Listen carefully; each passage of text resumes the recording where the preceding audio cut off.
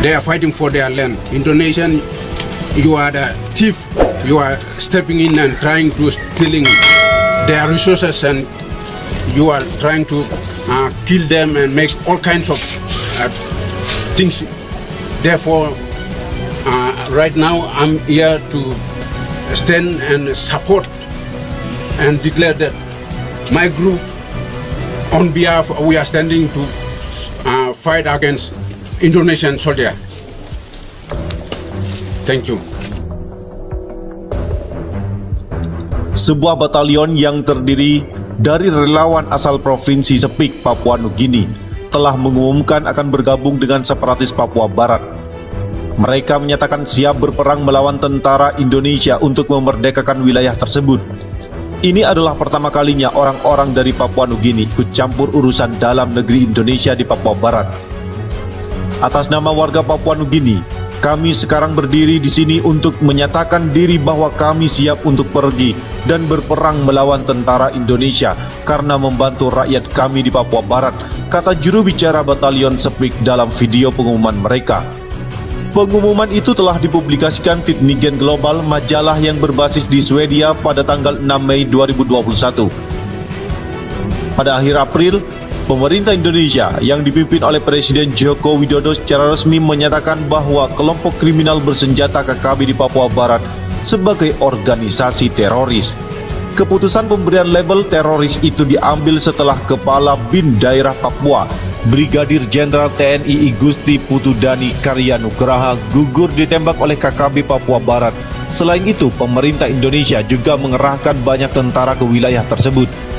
Perkembangan situasi itu mendorong kelompok relawan dari Papua Nugini ikut campur. Pemerintah kami tidak memiliki inisiatif untuk mendukung rakyat kami di Papua Barat. Oleh karena itu, kami masyarakat Sepik siap untuk pergi dan mendukung, kata juru bicara Batalion Sepik yang tidak menyebutkan namanya. Pengumuman tentang relawan Papua Nugini yang bergabung dalam konflik bersenjata untuk kemerdekaan Papua Barat akan mempertaruhkan hubungan diplomatik antara Papua Nugini dengan Indonesia. Kedua negara selama ini berhubungan baik, dan Papua Nugini selama ini menghormati kedaulatan Indonesia atas Papua Barat. Pemerintah Indonesia menyebut mereka, OPM atau KKB, sebagai teroris. Tapi mereka bukan teroris, mereka berjuang untuk tanah mereka. Indonesia, Anda pencurinya, imbuh juru bicara Batalion Sepik tersebut. Masuknya Batalion Sepik ke dalam konflik bersenjata di Papua Barat sekarang memaksa pemerintah pusat di Port Moresby Bay untuk mengambil sikap politik. Benny Wenda, pentolan dari separatis Papua Barat yang dideklarasikan oleh kelompoknya sebagai presiden sementara Papua Barat, mengatakan Papua Barat belum terlalu dekat dengan perang total sejak tahun 1970-an. Tingkat operasi militer yang kita lihat sekarang adalah kembali ke era Soeharto di tahun 1970-an, ungkapnya kepada majalah Tidningen Global. Pentolan separatis Papua Barat, Benny Wenda, dan komplotannya telah mengumumkan pembentukan kabinet sebagai bagian dari pemerintahan sementara. Tujuannya untuk melemahkan kekuasaan Indonesia atas wilayah Papua Barat. Wenda yang sampai saat ini bersembunyi di Oxford, Inggris, merupakan pemimpin United Liberation Movement for West Papua. Kelompok itu telah mendirikan pemerintahan sementara versi mereka sendiri pada bulan Desember tahun yang lalu, di mana Wenda menjadi presiden sementara. Sekarang kelompok itu telah membentuk kabinet dengan 12 departemen termasuk Kementerian Urusan Luar Negeri dan Pertahanan. Ke-12 departemen ala Benny Wenda dan komplotannya itu antara lain adalah Departemen Luar Negeri, Departemen Lingkungan dan Kebijakan Hijau Negara, Departemen Dalam Negeri, Departemen Hak Semua Makhluk dan Keadilan, Departemen Urusan Politik, Departemen Urusan Indonesia, Departemen Urusan Melanesia, Departemen Urusan Wanita, Departemen Sosial dan Budaya, Departemen Kepolisian, Departemen Pertahanan, dan Departemen Keuangan. Wenda mengatakan departemen-departemennya bekerja di bawah tanah untuk merusak aturan Indonesia dari dalam Provinsi Papua Barat.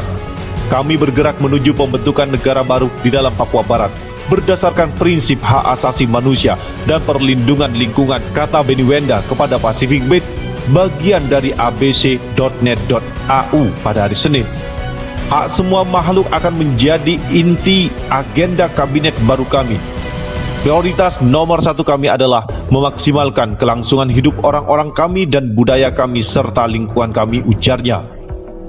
Indonesia sendiri telah mengerahkan pasukan Papua Barat, sementara pentolan dari separatis Benny Wenda merengek-rengek kepada dunia internasional dengan menyebut Indonesia segera melakukan tindakan keras besar-besaran. Pasukan Yonif 315 Garuda yang bermarkas di Ciamas, Bogor dikerahkan setelah seorang jenderal intelijen gugur ditembak kelompok kriminal bersenjata KKB Papua Barat. Kelompok bersenjata itu oleh pemerintah Indonesia telah dilabeli sebagai kelompok teroris.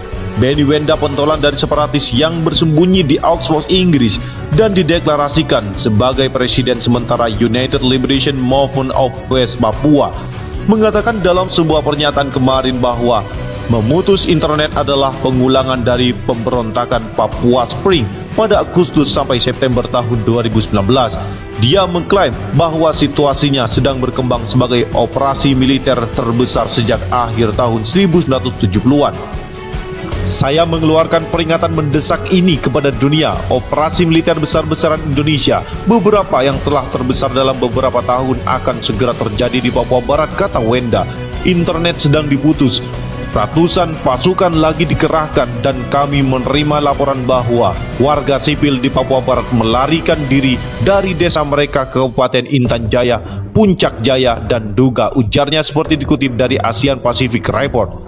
Presiden Indonesia Joko Widodo memerintahkan Panglima TNI dan Kepala Polri untuk mengejar dan menangkap seluruh anggota KKB Papua Barat. Perintah tindakan keras ini dikeluarkan setelah Kepala Badan Intelijen Negara Kabin Daerah Papua Brigadir Jenderal I Gusti Putu Dani Karyanugraha gugur ditembak oleh kelompok separatis bersenjata. Ketua Majelis Permusyawaratan Rakyat MPR Bambang Susetyo mengatakan akan membahas masalah HAM nanti setelah menumpas KKB Papua Barat. Sekitar 400 tentara pasukan setan telah dikerahkan ke Kabupaten Duga. Laporan terbaru mengatakan lebih dari 21.000 tentara Indonesia telah dikerahkan ke wilayah Papua Barat dalam 3 tahun terakhir. Benny Wenda resah dengan tindakan tegas militer Indonesia. Detasmen Jalamengkara, Denjaka, pasukan elit TNI Angkatan Laut sedang dikerahkan. Saya sendiri menyaksikan akibat dari operasi militer ini ketika saya masih kecil. Melihat desa saya dibom dan keluarga saya terbunuh, ungkapnya. Pentolan separatis ini menolak label teroris untuk KKB Papua Barat. Mereka yang di Papua Barat mengangkat senjata bukanlah teroris. Mereka tidak terhubung dengan ideologi agama atau jaringan pendanaan internasional, kata Wenda. Mereka hanya mempertahankan tanah mereka dari penjajahan ilegal. Mereka memiliki sedikit pengetahuan tentang dunia luar. Mereka bertempur tanpa alas kaki untuk membela rakyat mereka dari militer modern. Mungkin beberapa ratus dari mereka menghadapi pasukan yang terdiri lebih dari 20.000 tentara termasuk Densus 88 yang dilatih cara membunuh rakyat saya selama bertahun-tahun oleh Barat, imbuhnya. Baru-baru ini KKB yang juga dikenal dengan Tentara Pembebasan Nasional Papua Barat TPNPB, Organisasi Papua Merdeka UPM, membakar bangunan SD Impres Mayuberi, 2 unit rumah dinas guru dan puskesmas lama Ilaga Utara di Kampung Mayuberi, Distrik Ilaga Utara. Selain itu OPM juga merusak fasilitas jalan dan jembatan berupa jembatan Kimak, Jalan Tagaloa dan Jalan Wuloni, Pintu Angin.